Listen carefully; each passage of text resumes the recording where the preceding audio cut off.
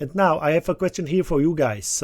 If this file lines.txt will be a very big file, so it means, for example, the size of this file would be 1 gigabyte. So it means it's a huge file. So which of these options will be the best in a real life scenario? So you have a read line. You can read line, because it will read lines one by one, and it isn't a good solution because it's a huge file.